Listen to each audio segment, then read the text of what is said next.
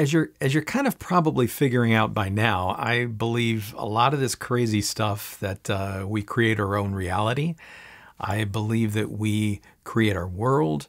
We choose to come down here and be born, and as a part of that, we choose who our parents are.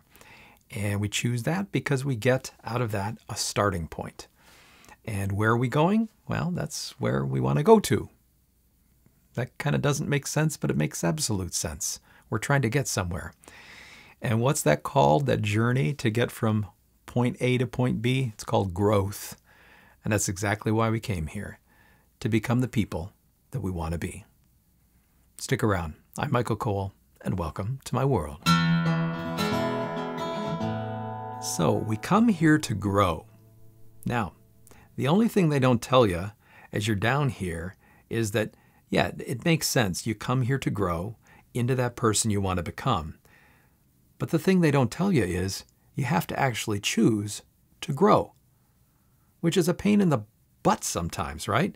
Because the place that you start out at, where you choose your parents, can sometimes be very difficult, or at least they can be very challenging, and anything else you've chosen in your life to kind of set yourself up with. So you want to grow, you want to get to that end point of who you want to be, but you have to actually choose to grow. Which leads me to my mom and dad. Parents, right? Where it all started, what I chose, right? All in all, I chose pretty good, okay? My parents are both gone, and I can only, you can only give a broad brush strokes. I'm going to forget a lot of stuff, and this is just my opinion, et cetera, et cetera. But I had a pretty good time with my parents. There's a few things from my childhood where I got screwed up completely and utterly that I'm still dealing with. But, welcome to the world, Michael, because everybody else is going through the same thing, which that's what this whole thing is about anyway, right? Is about getting beyond yourself and maybe getting to that end point of where you want to be. So my parents, they were both born my father was born in 1916. My mother was born in 1919, so like over 100 years ago, which makes no logical sense to me because I still feel like I'm 2.5 years old. Anyways, so they were kind of affected. They were both brought up, like my mother was 10 and my father 13, during the Great Depression, of course, which was a hugely significant thing in their lives. Now, my mother, the great things that I got from my mother, I think, are she had a lot of compassion, and she also had this kind of joy for life and curiosity and sense of adventure. She always wanted to try different things. And on my father's side, he had a very quick mind, and he was funny. I mean, he had a sharp sense of humor about him. And he also had this weird ability that anything he wanted to do, he could do, and he did it generally pretty well. And I kind of have inherited that a little bit. It's like anything I want to try, I can generally do it pretty well. So those are the great things, right? On the not so great things, which we all have, my mother was, I don't know if it's incredibly insecure, but she was very insecure. She did not believe in herself. And boy, did I inherit that. So I got both of those and a few other things to boot. And my father, he had a lot of anger. And you'll see why in a little bit, because I'm going to talk a little bit further about he and his father. But he had a lot of anger. And of course, when my mother and father came together, they were married for 50 years. But a lot of that time, at least my experience and my memory of it, was they fought a lot. And it was difficult to be around, really difficult to be around. And it affected me also in a lot of different ways. And I remember what I told my mother at one point. I says, Mom, I says, I'm glad that I was around, I had you and Dad as my parents because I learned what I didn't want in a marriage, which she kind of, nodded her head, and she understood exactly what I was meaning. But the deal is, though, I used that and I chose to change that. I chose to grow through that. So what ended up happening was, it was interesting. I was an observant little sucker when I was young, right? I would sit there and watch them as they're yelling back and forth, and generally it was like two battleships lobbing bombs back and forth at each other, right? And I kept thinking to myself, I'm going, wow, there's nothing really going to come of that, is there? Because they're not trying to communicate or understand. They're just simply yelling back and forth, which of course they were simply yelling from their own childhood and their own experiences, right? So that's what we tend to do. But so I learned from all of that, and I learned communication basically from that. I learned to be able to listen to people and to kind of understand what's going on, and I've used that in my marriage, and I'm very thankful. I've got a pretty good marriage. Now, you may talk to my wife, and she may say otherwise, but I think we've got a pretty good marriage. We've got good communication. We certainly bump heads and everything, but that was one place where I did pretty good, and I chose to grow, and I did. So let's talk about my father, right? Okay, and if growth is a choice, he chose a lot to have to grow from, and I guess he grew from a lot of stuff. I mean, he grew in a lot of ways. In a lot of ways, he didn't. He had a very rough life, and he was certainly no saint, and he had his issues and created a lot of issues for a lot of us. But in the end, he was pretty much an amazing man who grew beyond what he was given. Now, in a lot of ways, well, let me tell you. So the deal was he was the middle child. Like I said before, born in 1916, he was actually the first child of the family born here in the U.S. They were immigrants, came from the Ukraine, Russia area, and he had an older brother and sister, and himself, and then a younger brother and sister. Now, at the age of 4, unfortunately, his mother died unexpectedly, which was the first of what were many traumatic things going on. But his father then started drinking after that, drinking heavily. And by the time my father was in his early teens, his father was pretty much drinking every night and would come home from work. And as the pleasant things happen, he would grab a fireplace poker and run after my father a lot. My father used to laugh because he says, I was pretty quick. So he had a regular routine, right? Anytime his father came at him with a fireplace poker, he would run up to the second floor, jump out through a bedroom window onto the porch roof, and jump from there down onto the ground, and then there run out into the woods, where he would stay that night, or 2 or 3 or 4, however long it took my grandfather to kind of calm down and my dad could go back to the house.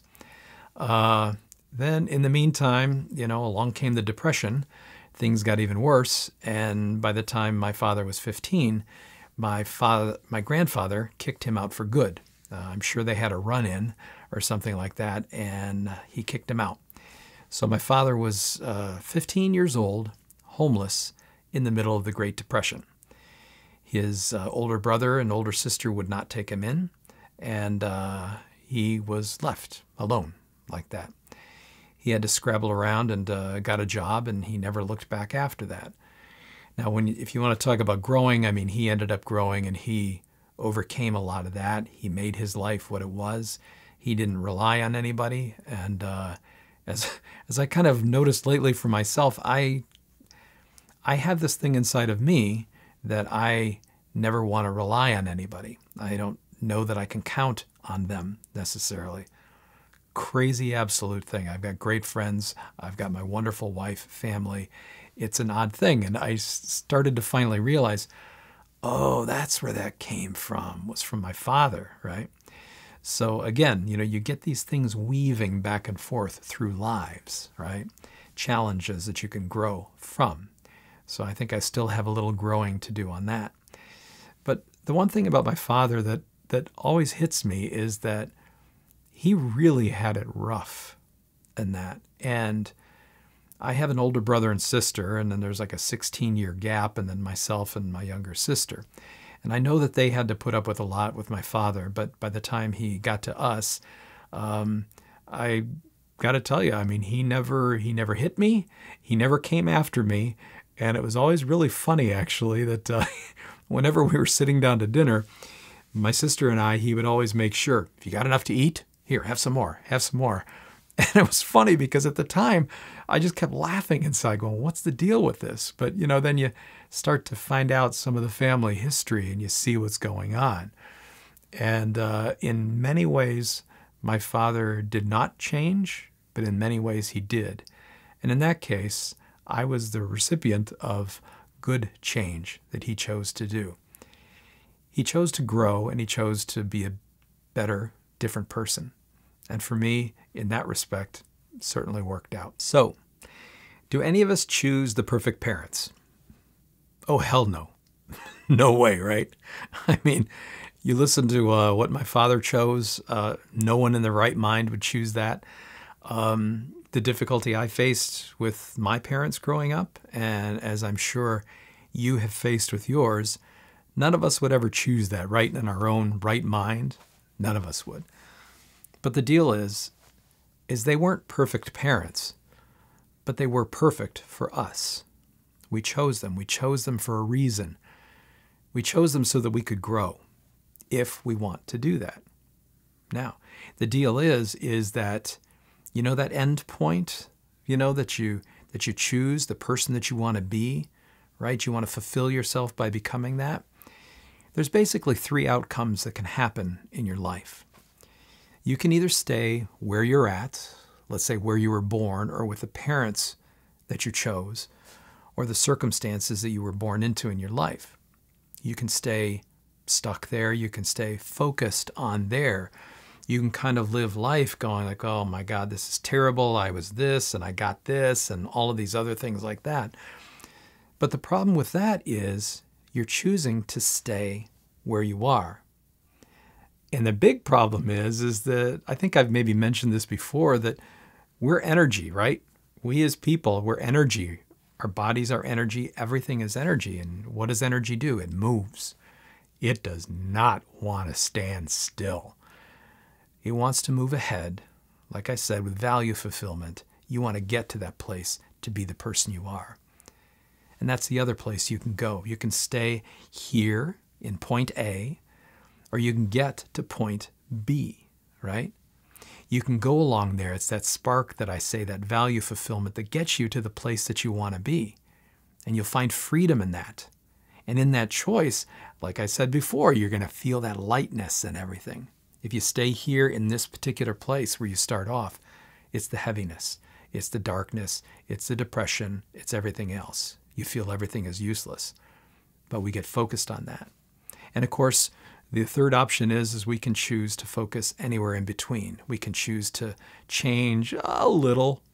We can stay closer to here, or we can go very close to over there where we want to go, right? But everything is either of those. It's the 2 poles, either here or there, or somewhere in between. Now, each of us choose to grow in whatever way we want. And the nice thing is that you can continue to choose to grow. Remember, growth is a choice. And what ends up happening is when you do, that's where you find your power and your energy and your aliveness to go to that. So if anything, remember to change. Keep going for change. Keep going for growth. Because growth is where you'll find life. And that's where living happens. So stay here at point A if you want. But remember everything that you've done so far, that you've grown with. All the difficulties you've faced, all of the seeming impossibilities, right, that you've chosen to grow through.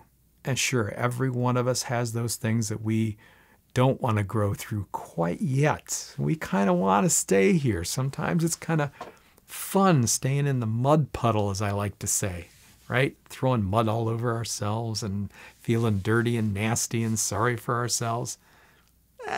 We do that. It's kind of fun. It's part of the process. But in the end, you got to get back up and you got to choose. You got to look forward to that place, right? The place that you came here to be, the person that you came here to be. And you get to choose to grow, to get there. Life is a lot better when you do that. A ton more better. And I think that's all I've got. Like if you want to like, subscribe if you want to subscribe. But in the end, I love you. Take care. Bye-bye.